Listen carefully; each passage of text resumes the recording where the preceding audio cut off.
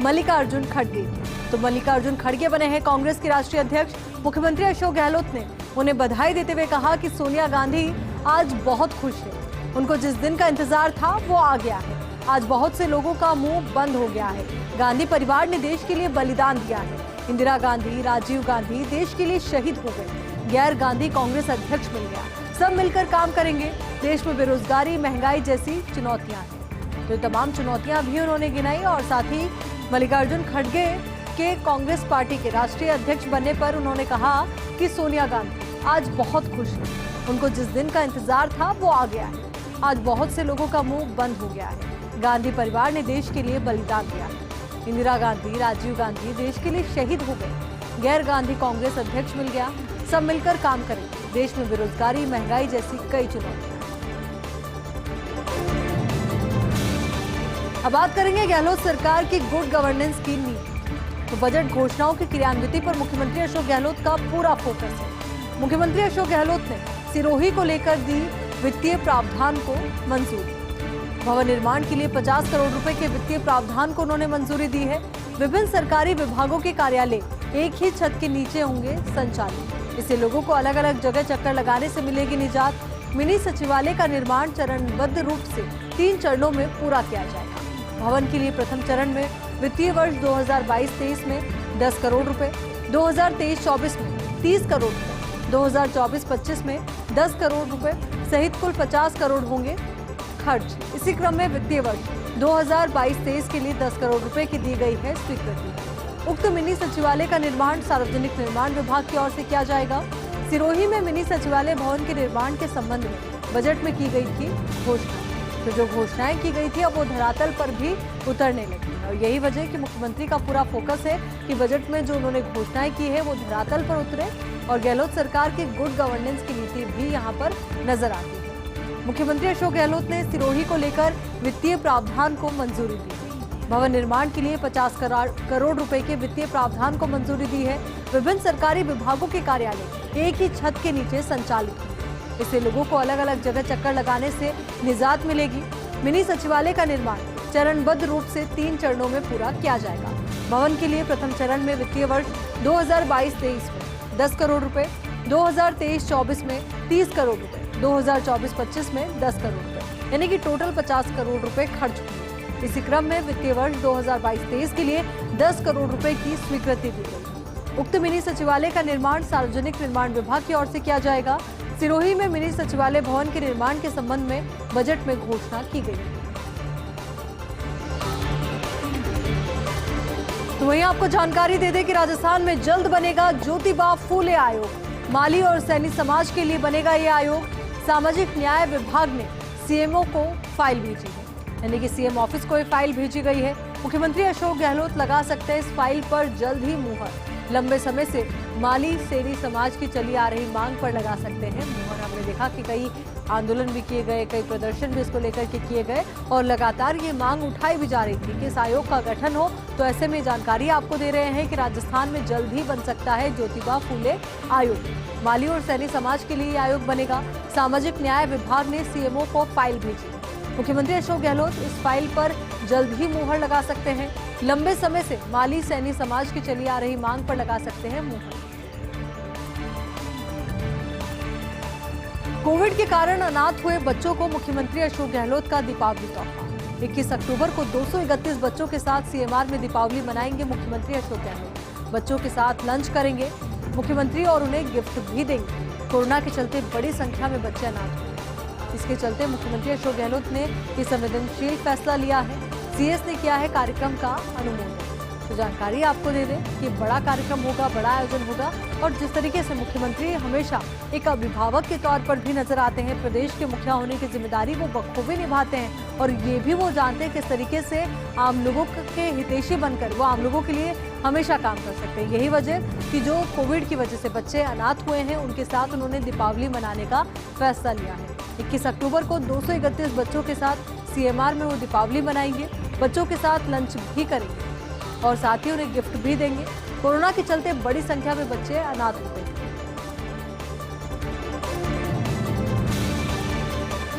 तो वहीं दीपावली के इस पावन मौके पर एनटीसीए से बड़ी गिफ्ट मिल सकती है। प्रदेश के 5वें टाइगर रिजर्व का रास्ता साफ हो गया है। एनटीसीए की कमेटी ने सौंपी है अपनी रिपोर्ट। टाइगर रिजर्व अधिसूचित करने के राज्य सरकार के प्रस्ताव पर कमेटी ने ये रिपोर्ट सौंपी है। प्रदेश का 5वां रिजर्व होगा धौलपुर टाइगर रिजर्व। धौलपुर और करौली जिले को मिलाकर तैयार किया गया है ये रिजर्व।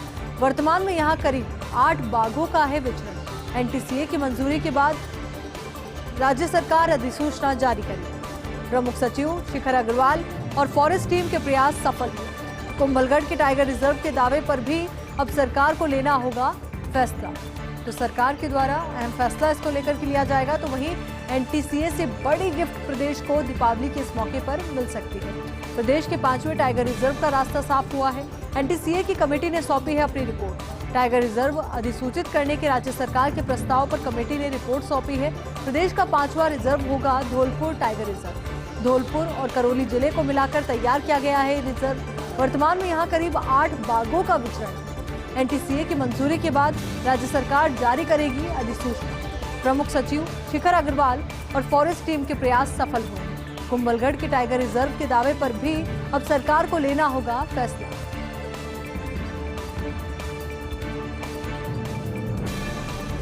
प्रदेश में शिक्षक भर्ती शुरू होने से पहले ही विवादों में राज्य सरकार ने 46,500 पदों पर शिक्षक भर्ती का ऐलान किया।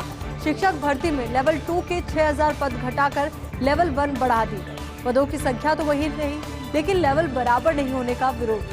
बीएड अभ्यर्थियों ने शिक्षा विभाग के पद घटाने का विरोध किया है। लेवल 1 में नौकरी लगना आसान है। पहले एक पद पर 14 अभ्यर्थी थे, अब 9, जबकि लेवल 2 में 19 की जगह 23 अभ्यर्थियों में मुकाबला है। हालांकि शिक्षकों के 77,000 खाली पदों में से 25,000 लेवल 2 के शिक्षा मंत्री ने पदों का बंटवारा नामांकन के हिसाब से करने का तर्क दिया है। तो शिक्षा मंत्री ने तर्क भी दिया है।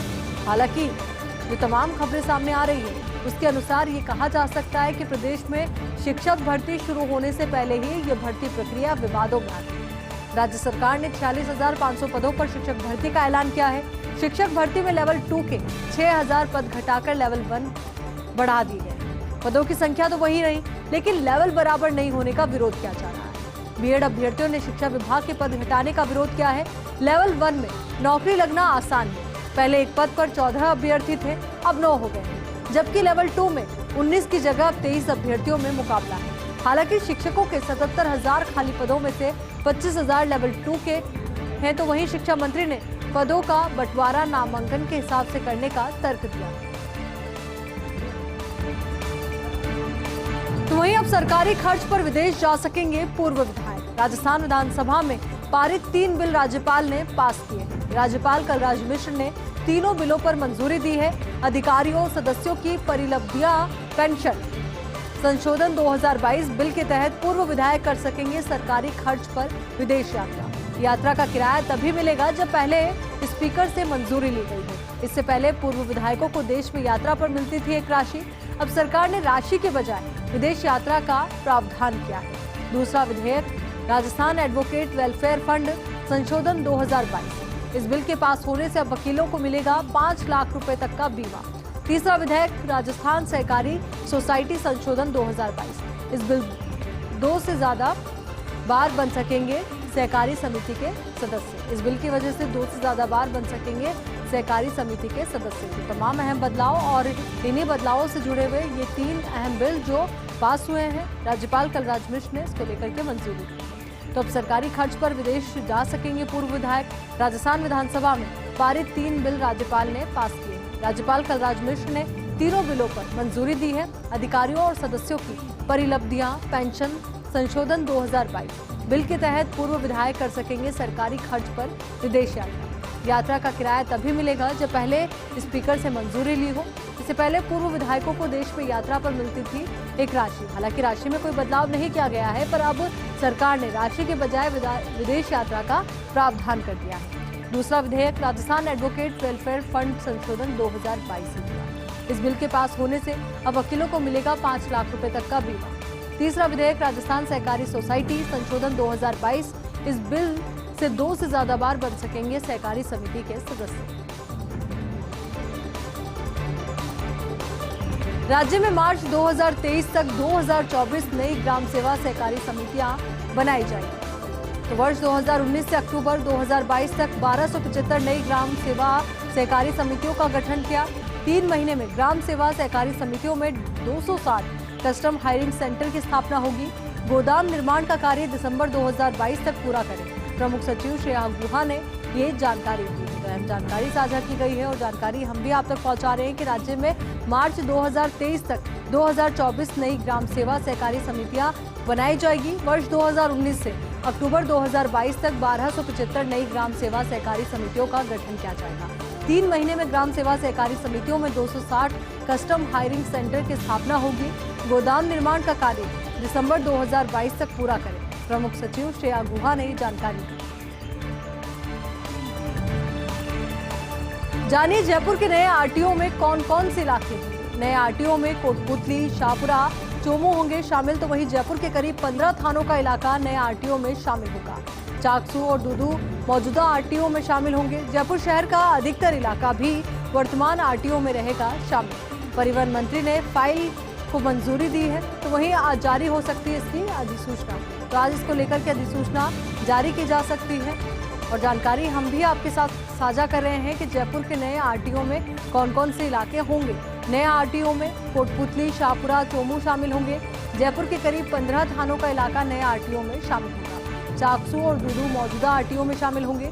जयपुर शहर का अधिकतर इलाका भी वर्तमान आरटीओ में शामिल रहेगा। परिवहन मंत्री ने फाइल पर मंजूरी दी है, आज जारी हो सकती है इसकी अधिसूचना। तो प्रदेश में पहली बार जारी होगी परिवहन नीति। परिवहन नीति से होंगे कई तरह के सुधार। परिवहन मंत्री ने परिवहन नीति के ड्राफ्ट को दी है मंजूरी। अब परिवहन विभाग ने वित्त विभाग को भेजी है ये फाइल। तो ये अहम जानकारी, प्रदेश में पहली बार जारी होगी परिवहन नीति। परिवहन नीति से होंगे कई तरह के सुधार। परिवहन मंत्री ने परिवहन नीति के ड्राफ्ट को मंजूरी दी है। परिवहन विभाग ने वित्त विभाग को ये फाइल भेजी है। कालीसिंध थर्मल प्लांट झटके पर झटके दे। लगातार बिजली उत्पादन नहीं होने से बढ़ रही है परेशानियां। 2.5 महीने में थर्मल की पहली इकाई 21 दिन, दूसरी इकाई 20 दिन हुई बंद। अभी भी दोनों यूनिट से बिजली उत्पादन बंद है। रोजाना 24 घंटे में 1,44,000 यूनिट होता है बिजली उत्पादन। कल तक दूसरी यूनिट शुरू होने की बन रही है संभावना। तो कालीसिंध थर्मल प्लांट से बिजली उत्पादन नहीं हो पा रहा है, जिसकी वजह से कहा यही जा रहा है कि जो बिजली उत्पादित करनी चाहिए थी इस प्लांट से वो नहीं हो पा रही है। लगातार बिजली उत्पादन नहीं होने से आम लोगों की परेशानियां भी बढ़ रही है। 2.5 महीने से थर्मल की पहली इकाई 21 दिन, दूसरी इकाई 20 दिन बंद है। अभी भी दोनों यूनिट से बिजली उत्पादन बंद है। रोजाना 24 घंटे में 1,44,000 यूनिट होता है बिजली उत्पादन। कल तक दूसरी यूनिट शुरू होने की बन रही है संभावना। असीम खान लंगा होंगे आगा खां अवार्ड से सम्मानित। विरासत में मिली सिंधी सारंगी कला को देश विदेश में पहुंचाया। मस्कट, ओमान में दिया जाएगा अवार्ड। 29 से 31 अक्टूबर को रॉयल ओपेरा हाउस मस्कट में होगा कार्यक्रम। आसिम खान के अलावा भारत से जाकर हुसैन को भी किया गया नामित। Mali, UK, Tanzania, Iran, Afghanistan, Pakistan आदि देशों के भी होंगे कलाकार शामिल। बाड़मेर जिले के बरनवा जागीर गांव के रहने वाले हैं आसिम खान लंगा। तो यह बड़ा अवार्ड उन्हें दिया जाएगा और इस अवार्ड से उन्हें नवाजा जाएगा। आगा खां अवार्ड से सम्मानित होंगे आसिम खान लंगा। विरासत में मिली सिंधी सारंगी कला को देश विदेश में उन्होंने पहुंचाया है। मस्कट, ओमान में दिया जाएगा उन्हें अवार्ड। 29-31 अक्टूबर को रॉयल ओपेरा हाउस मस्कट में होगा कार्यक्रम का आयोजन। आसिम खान के अलावा भारत से जाकर हुसैन को भी किया गया है नामित। जाकर हुसैन को भी नामित किया गया है। Mali, UK, Tanzania, Iran, Afghanistan, Pakistan आदि देशों के भी होंगे कलाकार शामिल। बाड़मेर जिले के बरनवा जागीर गांव के रहने वाले हैं आसिम खान लंगा। जयपुर एयरपोर्ट से बड़ी खबर है। एयरपोर्ट पर गुपचुप तरीके से बढ़ाई गई पार्किंग की दर। 1.5 गुना महंगा हुआ एयरपोर्ट पर वाहन पार्क करना। टैक्सी की न्यूनतम पार्किंग 50 रुपए से बढ़ाकर 80 रुपए की गई। 30 मिनट तक 80 रुपए, इसके बाद 2 घंटे के लिए 150 रुपए लगेंगे।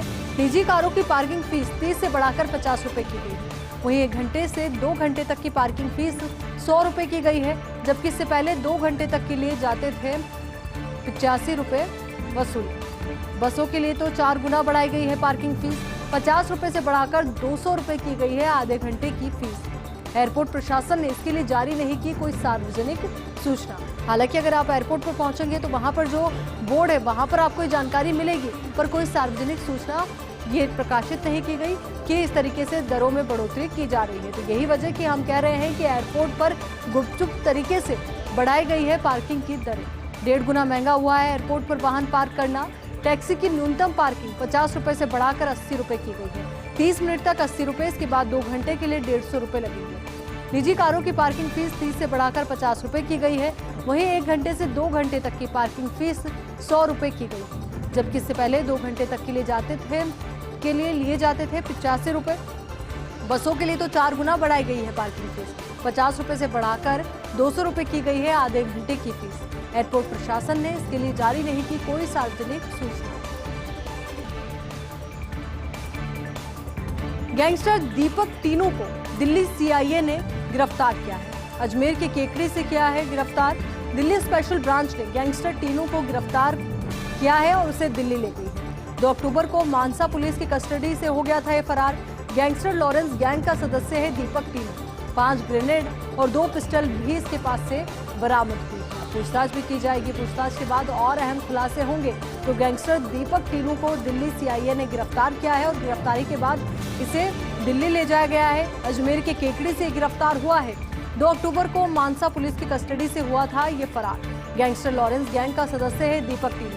5 ग्रेनेड और 2 पिस्टल भी बरामद हुए। दिवाली पर 25 अक्टूबर को आंशिक सूर्यग्रहण। खाटू श्याम जी, सावलिया जी, सालासर जी सहित राजस्थान के प्रमुख मंदिरों के पट रहेंगे बंद। कहीं कहीं देव प्रतिमाओं को कपड़े से ढका जाएगा।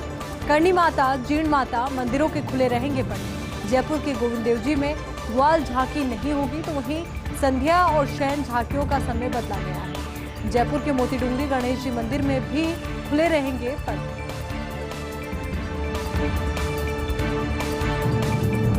इस दिवाली पटाखे जलेंगे भी और खुशियां भी लाएंगे। इस साल राजस्थान में पटाखों पर रोक नहीं है। पिछले साल राज्य सरकार ने लगाया था पटाखों पर प्रतिबंध। हर साल 1200 करोड़ के आंकड़े को छू जाता है प्रदेश में पटाखों का कारोबार। प्रदेश में करीब 5000 व्यापारी स्थायी लाइसेंस धारी। दिवाली पर लगभग 35,000 अस्थायी लाइसेंस जारी किए जाते हैं। दिवाली पर 20 लाख लोगों को पटाखा व्यवसायी से मिलता है रोजगार। देश में सबसे ज्यादा तमिलनाडु के शिवाकाशी में पटाखा फैक्ट्रियां हैं। तो तमिलनाडु के शिवाकाशी में सबसे ज्यादा पटाखा फैक्ट्रियां हैं।